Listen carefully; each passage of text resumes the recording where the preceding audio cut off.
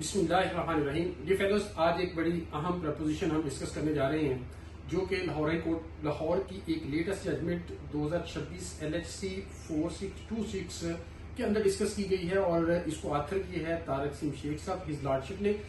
और इसके अंदर जो प्रपोजिशन है वो डेली बेसिस पर आपको और मुझे उसका सामना करना पड़ता है और time and again of and on हमारे पास ये प्रपोजिशन आती रहती है। प्रपोजिशन ये है कि अमूमी तौर पे जब दो पार्टीज अग्रीमेंट टू सेल में एंटर होती हैं तो उसको जो मार्जिनल विटनेसेस हैं वो अटेस्ट करते हैं। और जब एक अग्रीमेंट टू सेल होता है और सम टाइम्स हमें ये पता चलता है कि सब्सिक्वेंटली जब उसकी फाइनल एग्जीक्यूशन यानी ट्रांसफर का टाइम आता है तो पता चलता है कि वो प्रॉपर्टी का टाइटल जो है वो उस पार्टी के नाम नहीं है। तो इस सूरत में क्या क्रिमिनल लायबिलिटी बनेगी उस पार्टी पर जिसने ये अग्रीमेंट टू सेल किया था और वो मार्जिनल विटनेसेस जिन्होंने उसको अटेस्ट किया था। इस जजमेंट के अंदर इन डिटेल इस प्रपोजिशन को डिस्कस किया गया है। इसके कुछ फैक्ट्स इस तरह थे कि पहले 420 का इतलाक होता है, बाद में 468-71 को भी ऐड कर लिया जाता है।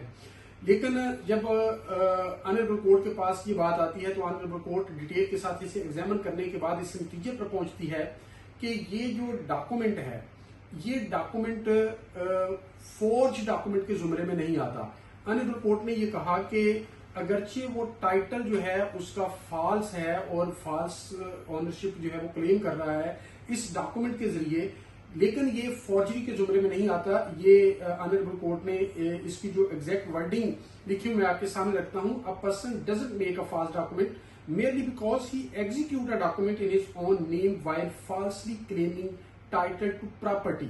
The court, however, clarified that where a person sells property knowing that it doesn't belong to him and thereby defraud the purchaser, he may commit cheating if the other ingredients of that offense are established.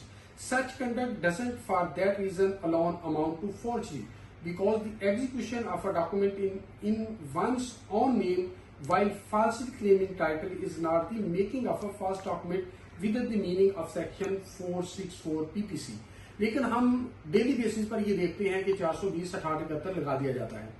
अब दूसरी जो इसके अंदर honourable court ने observation दी वो ये दी कि 420 को भी इन्वोक करने के लिए जब एक इंटेंशनल डिसीटफुल फ्रॉड कमिट किया गया है तो उसके नतीजे में पार्टिंग विद द प्रॉपर्टी यानी आपने एक डिसेप्शन काज की है एक शख्स को और उसके नतीजे में उसने पार्ट विद प्रॉपर्टी किया है यानी प्रॉपर्टी से महरूम हुआ है।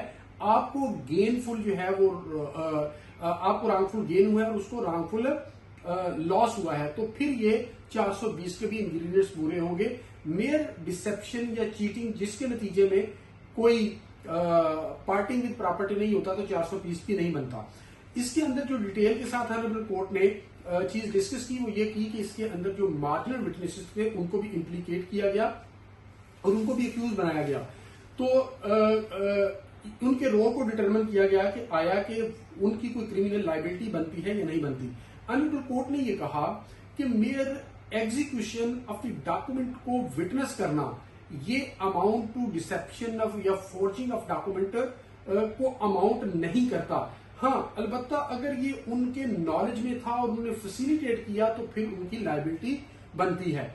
यानी मेयर अगर उसने विटनेस किया और अटेस्ट कर दिया तो they are witnesses to the extent of execution of that document. उसके अंदर क्या लिखा हुआ है उसके वो जिम्मेदार नहीं है। उस हवाले से क्या गलत लिखा गया है सही लिखा गया उनकी लायबिलिटी नहीं बनती। अलबत्ता अगर उनकी इन्वॉल्वमेंट है to deceive the person to cause deception और उसके नतीजे में पार्ट विद द प्रॉपर्टी उनका रोल फैसिलिटेटिव का है अबेक्टर का है तो फिर उनकी जो है वो लायबिलिटी बन सकती है। तो डिफेंडर से ये एक अच्छी इंटरप्रिटेशन सामने आई है। इन सिचुएशन को समझने के लिए अमूमी तौर पे हम ब्लाइंडली जो है इन तीनों सेक्शन को इन्वोक कर देते हैं और लोगों को इनकन्वीनियंस का सामना करना पड़ता है। Thank you so much.